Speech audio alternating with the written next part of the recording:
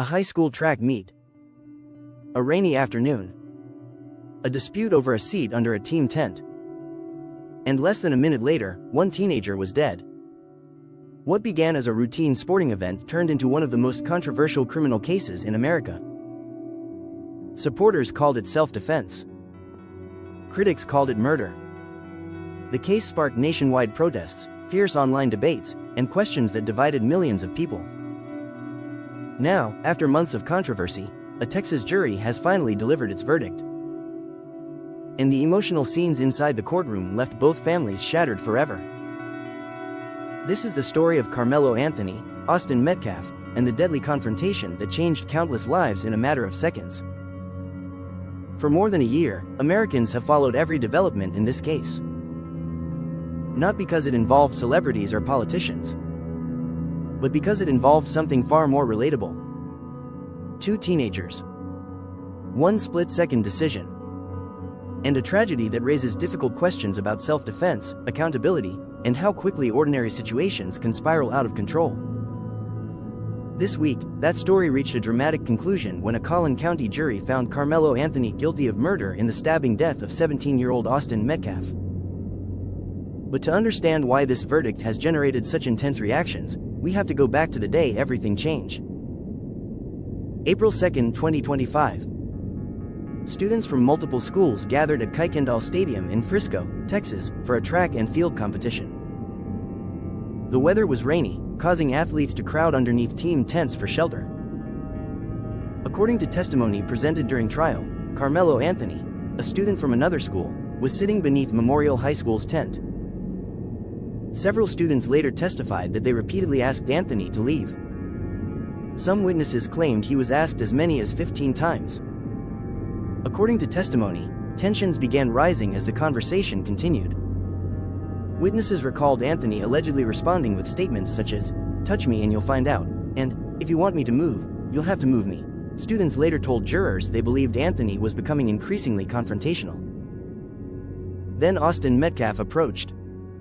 Friends and teammates described Metcalf as a leader, a football captain, and someone who often looked out for others. According to witnesses, he asked Anthony to leave the tent. What happened next would become the central question of the trial. Some witnesses described a shove. Others described a grab. Some said one hand. Others said two. But everyone agreed on what happened after. Anthony pulled out a knife and stabbed Metcalf in the chest. At first, some students didn't even realize what had happened. Then they saw Metcalf bleeding. Chaos erupted. Coaches rushed in. Students panicked. Emergency aid was attempted. But despite desperate efforts, Austin Metcalf died. He was only 17 years old. From the beginning, Carmelo Anthony never denied stabbing Austin Metcalf. Instead, his defense centered on one argument: self-defense. Anthony's legal team argued that he felt threatened. They pointed to the size difference between the two teenagers. Testimony suggested Metcalf outweighed Anthony by approximately 50 to 60 pounds. Defense attorneys argued that Anthony was surrounded by multiple students and confronted by a larger teenager who eventually put his hands on him. They emphasized that self-defense decisions often happen in fractions of a second. The defense also highlighted inconsistencies in witness testimony. Different students remembered different details. Some described the contact as minor. Others described it as more forceful. Some remembered events differently regarding who was standing where and exactly how the confrontation unfolded. Their message to jurors was simple: in a moment of fear and chaos, Anthony believed he needed to protect himself. But prosecutors saw the situation very differently. Prosecutors argued that this was not self-defense. They argued it was murder. According to the state, Anthony escalated what should have been a simple disagreement. Witnesses testified that Metcalf was unarmed. Several students told jurors they never believed Metcalf intended to seriously harm Anthony. One witness described the physical contact as little more than minor pushing. Others testified that Anthony appeared to be provoking the confrontation. Prosecutors repeatedly focused on one question: why didn't he simply leave? Instead of walking away, they argued Anthony chose to introduce a deadly weapon into an argument between teenagers. One of the most powerful moments came when prosecutors reminded jurors of Anthony's own statements after the stabbing. According to testimony, Anthony told officers, "I'm not alleged, I did it." Prosecutors argued that the evidence showed Anthony was prepared for conflict and responded with force that was wildly disproportionate to the threat he faced. Their conclusion was blunt. This was not self-defense. This was murder. As the trial unfolded, emotions repeatedly overwhelmed both witnesses and families. Teenagers struggled to recount what they had seen. Some cried on the witness stand. Others needed stress balls or comfort objects just to get through their testimony. Austin's twin brother, Hunter Metcalf, sat through painful discussions of the day he watched his brother die. Family members left the courtroom during graphic medical testimony. Friends described Austin as a mentor, leader, teammate, and protector. Then came one of the most heartbreaking moments of all. Austin's father publicly spoke about forgiveness. Despite losing his son, he said he forgave Anthony.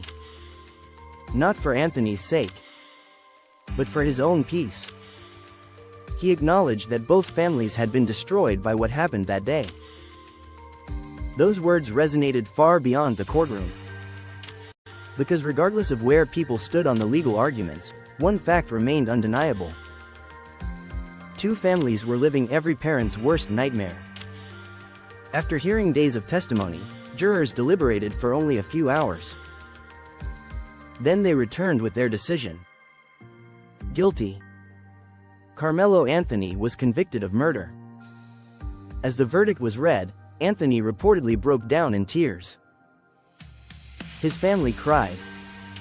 Across the courtroom, members of the Metcalf family embraced each other. Outside the courthouse, crowds of supporters from both sides gathered. Some celebrated the verdict. Others expressed disappointment. But the legal battle wasn't completely over. Jurors must now determine Anthony's punishment. If they reject the defense's argument of sudden passion, Anthony could face anywhere from 5 years to life in prison. If they accept that argument, the sentence could be significantly reduced. Whatever sentence is ultimately handed down, one reality can never be changed. Austin Metcalf will never come home. And two families will carry the consequences of that day for the rest of their lives. This case sparked national debates about self-defense, responsibility, race, and justice. But beneath all the headlines and social media arguments lies a tragedy involving real people and irreversible consequences. One split-second decision ended a young life and forever altered countless others. What do you think? Did the jury reach the correct verdict? And what sentence do you believe is appropriate in this case? Let us know in the comments below.